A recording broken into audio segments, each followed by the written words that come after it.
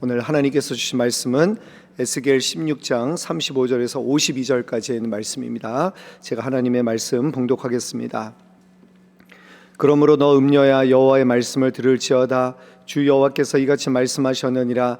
내가 내 누추한 것을 쏟으며 내 정든 자와 행음함으로 벗은 몸을 드러내며 또 가증한 우상을 위하여 내 자녀의 피를 그 우상에게 드렸은즉 내가 너의 즐거워하는 정든 자와 사랑하던 모든 자와 미워하던 모든 자를 모으되 사방에서 모아 너를 대적하게 할 것이요 또 내 벗은 몸을 그 앞에 드러나 그들이 그것을 다 보게 할 것이며 내가 또 간음하고 사람의 피를 흘리는 여인을 심판한 같이 너를 심판하여 진노의 피와 질투의 피를 내게 돌리고 내가 또 너를 그들의 손에 넘기리니 그들이 내 누각을 헐며 내 높은 데를 부수며 내 의복을 벗기고 내 장식품을 빼앗고 내 몸을 벌거벗고 버려두며 무리를 데리고 와서 너를 돌로 치며 칼로 찌르며 불로 내 집들을 사르고 여러 여인의 목전에서 너를 벌할지라.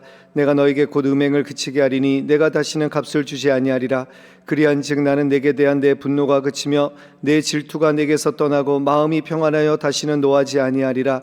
내가 어렸을 때를 기억하지 아니하고 이 모든 일로 나를 분노하게 하였은즉 내가 내 행위대로 내 머리에 보응하리니 내가 이 음란과 내 모든 가증한 일을 다시는 행하지 아니하리라. 주 여호와의 말씀이니라.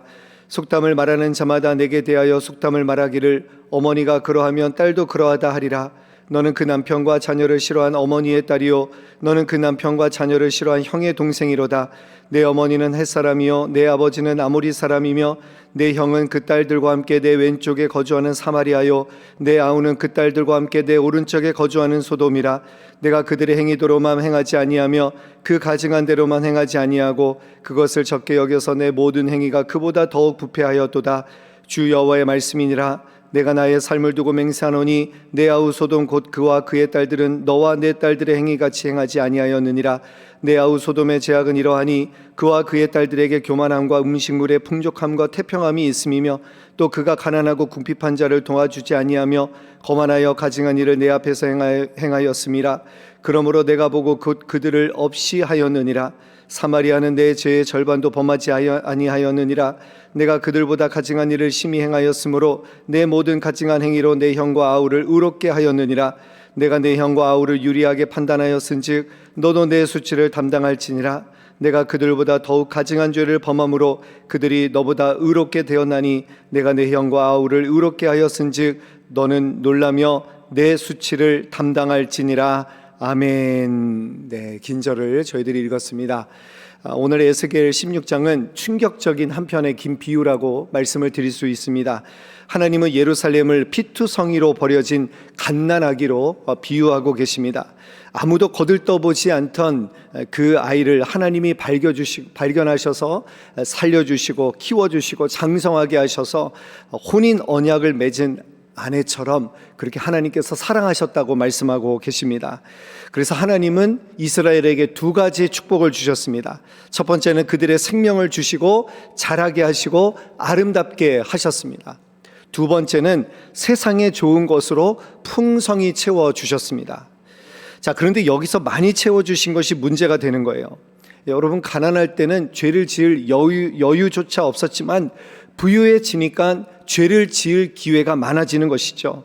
그래서 사람의 마음은 풍요해질수록 더 강한 만족을 찾아서 세상으로 흘러가게 될 위험성이 있다는 것입니다. 그러니까 예루살렘은 자기들에게 주어진 그 아름다운 그 모습과 그 부유함을 내가 스스로 이룬 것이라 그렇게 생각했기 때문에 하나님을 배반하게 되었다는 것이죠. 우리 35절 말씀 한번 읽어보겠습니다. 35절 같이 한번 읽어볼까요? 시작. 그러므로 너 음녀야 여호와의 말씀을 들을지어다. 여러분, 이스라엘을 가리켜서 음녀라고 했습니다. 그 이유가 무엇인지 이제 36절에 나오는데요. 우리 36절 말씀 한번 읽어보겠습니다. 36절 시작. 주 여호와께서 이같이 말씀하셨느니라. 내가 내 누추한 것을 쏟으며 내 정든 자와 행음함으로 벗은 몸을 드러내며 또 가증한 우상을 위하여 내 자녀의 피를 그 우상에게 드렸은즉. 여러분, 두 가지를 지적하시죠. 무엇을 지적하십니까? 왜 음녀라고 하십니까? 간음과 살인입니다. 영적 간음, 하나님과의 언약을 깨트린 영적 간음을 지적하셨고요. 그리고 내 자녀를 가증한 우상들에게 제물로 바쳤다. 여러분 이 두 가지를 하나님께서 지적하십니다. 자, 그래서 오늘 본문에서 이스라엘의 죄악이 얼마나 심각했는가, 그것을 하나님께서 그대로 지금 적나라하게 드러내 주시고 계시는데요. 여러분, 죄는요, 한번 짓기 시작하면 걷잡을 수 없이 커지는 것이 바로 죄라고 할 수가 있습니다. 여기서 하나님께서 속담을 인용하시는데요. 45절 말씀, 우리 45절 말씀 같이 한번 읽어보겠습니다. 시작. 너는 그 남편과 자녀를 싫어한 어머니의 딸이요, 너는 그 남편과 자녀를 싫어한 형의 동생이로다. 내 어머니는 헷사람이요 내 아버지는 아모리 사람이며. 자, 그 다음에 46절도 한번 볼까요? 46절 시작. 내 형은 그 딸들과 함께 내 왼쪽에 거주하는 사마리아요, 내 아우는 그 딸들과 함께 내 오른쪽에 거주하는 소돔이라. 여러분, 이스라엘의 가족관계를 하나님께서 지금 폭로하고 계시는 것이죠. 완전히 세속화가 되었습니다. 어머니는 헷사람이고 아버지는 아모리 사람이고 내 형은 사마리아요, 내 동생은 소돔이다. 여러분, 이스라엘은 외형적으로 하나님을 믿는 사람들입니다. 그런데 그 실체를 하나님이 폭로하시는데 그 실체는 어떻습니까? 가나안 족속입니다. 소돔과 고모라와 전혀 다를 것이 없는 사람들이라고 하나님께서 그 가족 관계를 폭로하시는 것입니다. 자, 그 정도가 아닙니다. 여러분, 소돔보다 더 가증한, 더 그 행위가 부패하였다라고 하나님께서 그렇게 말씀하고 계시는 것입니다. 자, 그러면 여러분, 소돔의 죄가 무엇일까요?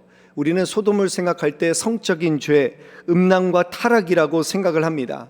자, 그런데 우리 49절 말씀을 한번 보겠습니다. 49절 시작. 내 아우 소돔의 죄악은 이러하니 그와 그의 딸들에게 교만함과 음식물의 풍족함과 태평함이 있음이며 또 그가 가난하고 궁핍한 자를 도와주지 아니하며. 여러분, 무엇이 죄라고 말씀하십니까? 교만과 풍족함과 게으름과 태평함이 지금 죄라고 말씀하십니다. 그리고 배부름에 취해서 어떻게 하였다고요? 가난하고 궁핍한 자를 돕지 아니하였다. 스스로 채우는 데만 몰두하였다. 이것이 하나님께서 이스라엘 백성들을 지적한 죄의 목록입니다. 여러분, 우리가 뉴스를 볼 때 막 심각하고 끔찍한 사건을 보면요, 우리는 나도 모르게 처음 드는 생각이 어떤 생각입니까? 아, 나는 저 정도 죄는 짓지 않고 살고 있어. 나는 그래도 저 사람들에 비해서는 괜찮은 사람이야. 어떻게 저럴 수가 있지? 라고 우리가 생각할 수가 있습니다. 그런데 어떤 분이 그런 얘기를 하셨어요. 목사님, 저는 심각한 뉴스를 보면요, 그 뉴스를 스크랩해서요, 거기에 댓글을 씁니다. 나는 이렇게 살지 말아야 되겠다. 여러분, 무슨 말입니까? 나도 그렇게 죄를 지을 수 있는 가능성이 충분히 있다라는 것이죠. 죄는요, 놔두면 그렇게 커질 수가 있다라는 것입니다. 그러니까 여러분, 큰 죄만 죄가 아니라 교만과 게으름, 무관심, 이것도 하나님께서 보실 때 죄목록에 들어가는 죄라는 것입니다. 하나님을 믿게 되면 우리는 죄에 대한 민감성이 생길 수밖에 없습니다. 여러분, 성 어거스틴이 회심하고 나서 이런 고백을 했습니다. 죄를 회개하기 시작하는데요, 엄마 품속에서 젖을 빨며 엄마를 아프게 했던 것까지, 내가 기억하지 못했던 죄까지 다 들춰내는 거예요.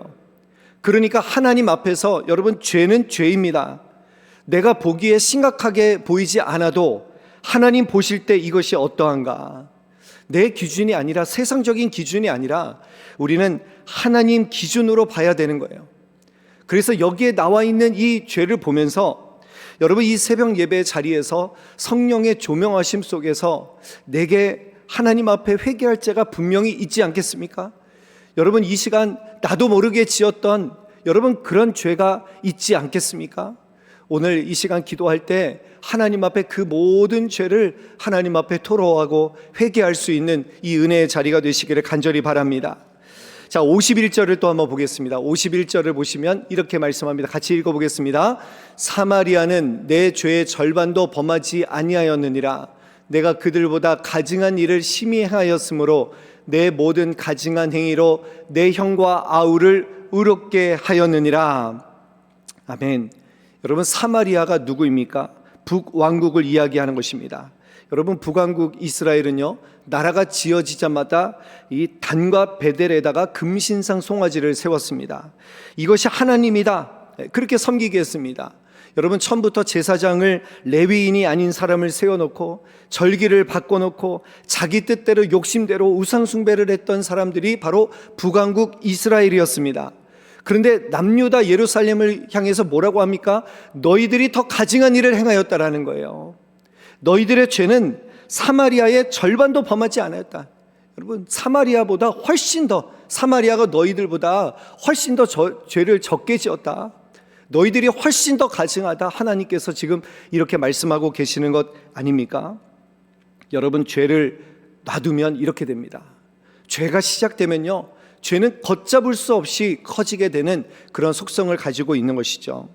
제가 예전에도 말씀을 드렸던 기억이 있는데, 여러분, 세상 쪽으로 가는 데는 훈련이 필요 없습니다. 여태까지 죄짓기 세미나는 저는 한 번도 본 적이 없습니다. 3일만 확실하게 이렇게 세미나에 참석하시면 죄짓게 해드리겠습니다 라고 하는 세미나는 본 적이 없습니다. 세미나를 안 해도, 훈련을 안 해도 인간은 가만히 놔두면 그냥 죄를 향해서, 세상을 향해서 가게 되어 있다는 것입니다. 자, 그런데 이런 죄가 다 어디서 시작된 것인가? 그것을 이제 43절에서 하나님께서 말씀하고 계시는데요, 우리 43절 말씀 같이 한번 읽어보겠습니다. 시작.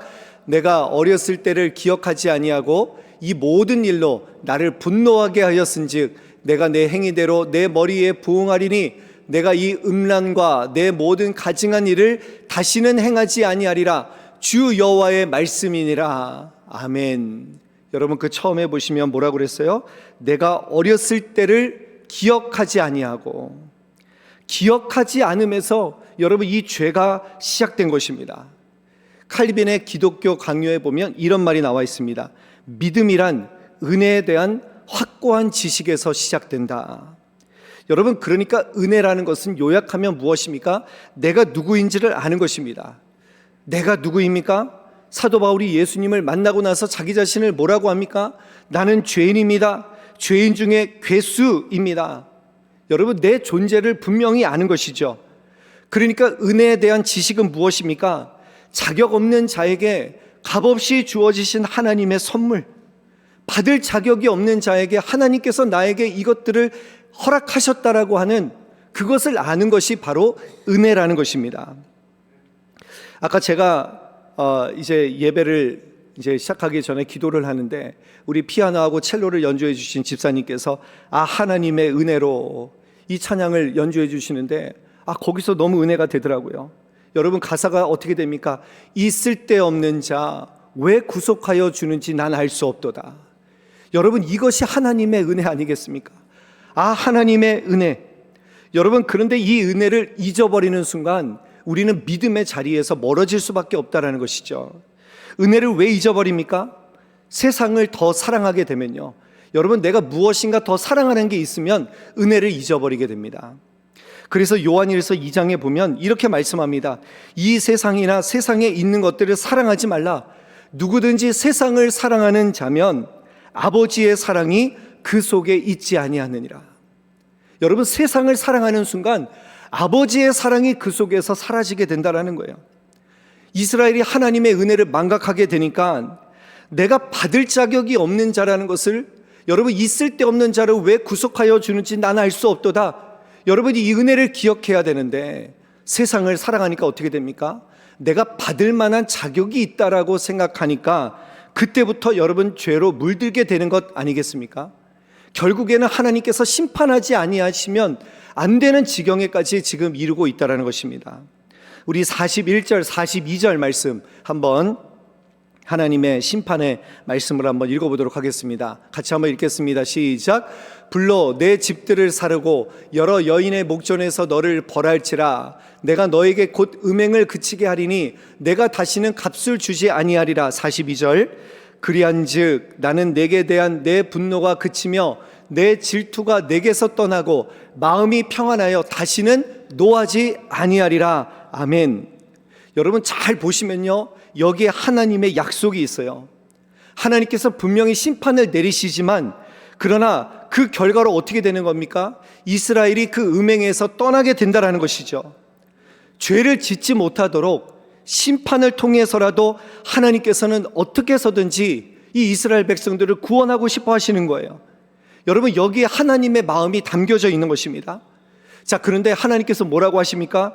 질투하시고 분노하신다고 하셨어요. 왜 질투하시고 분노하십니까? 우리가 죄의 자리로 가게 되면요, 그 결과는 파멸이라는 것을 하나님께서는 분명히 아시기 때문에 하나님은 분노하시며 질투하시면서까지 그렇게 하나님께서 노하시고 심판하신다라는 것입니다. 자, 그러면 여기서 우리가 질문할 수 있죠. 아니, 어떻게 하나님이 우리처럼 질투하십니까? 여러분, 이 질투는 우리가 느끼는 질투와는 전혀 다른 질투입니다. 우리는 내가 좋아하는 사람이 다른 사람에게 여러분 잘해주면요, 그냥 질투합니다. 이게 그냥 일상적인 감정이에요. 그런데 하나님의 질투는 아닙니다. 하나님의 질투는 우리를 위한 질투예요. 우리를 보호하시고자 하는 그 질투, 우리가 우상숭배와 영적 간음을 통해서 결국에는 파멸의 길을 갈 것을 아시기 때문에 그것을 보지 못하시는 거예요. 분노하시고 질투하시고 심판하셔서까지라도 우리를 구원해내시고자 하는 것, 우리가 돌아오게 하시는 것, 회개하게 하시는 것, 여러분, 이것이 하나님의 마음이라는 것입니다. 하나님은 요나를 니느웨에 보내시죠. 그리고 40일 후에 이 니느웨가 멸망하겠다라는 것을 예언케 하십니다.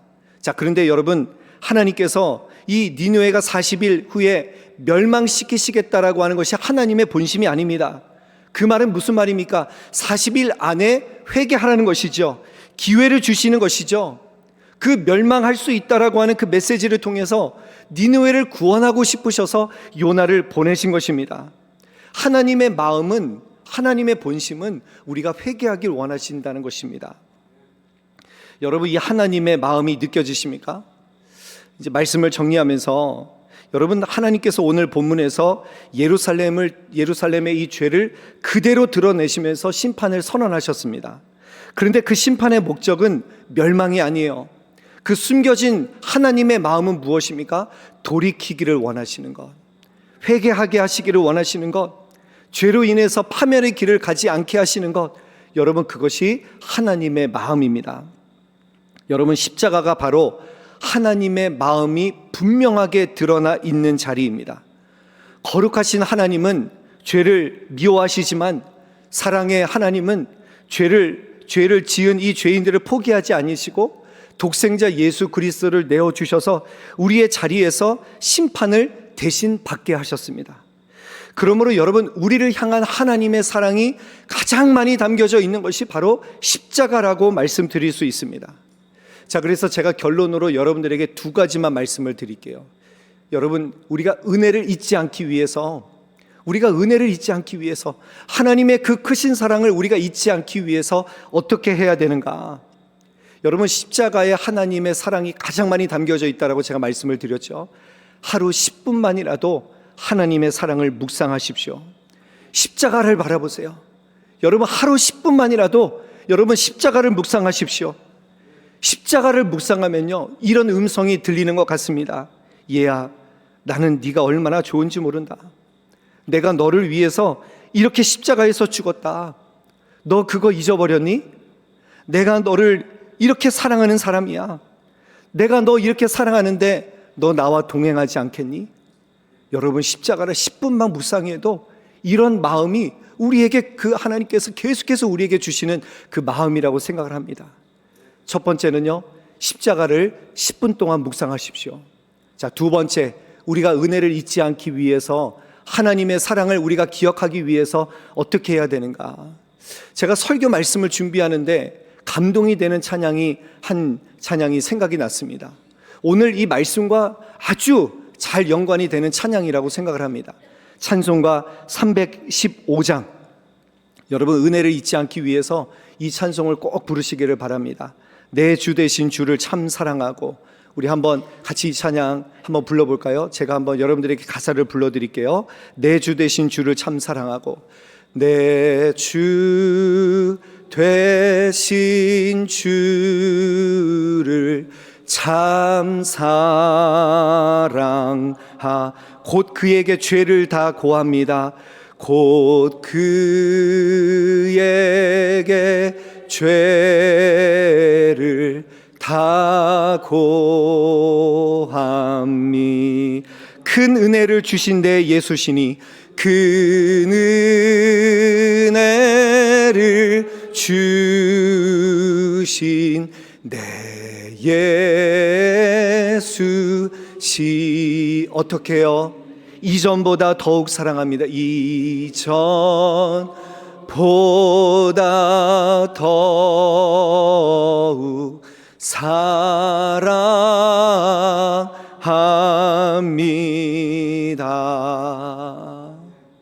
여러분, 은혜를 잊지 않고 우리 십자가를 바라보고 이전보다 더욱 주님을 사랑합니다. 여러분, 그렇게 고백하며 주님을 더욱 사랑하는 저와 여러분 되시기를 간절히 축원합니다. 함께 기도하겠습니다.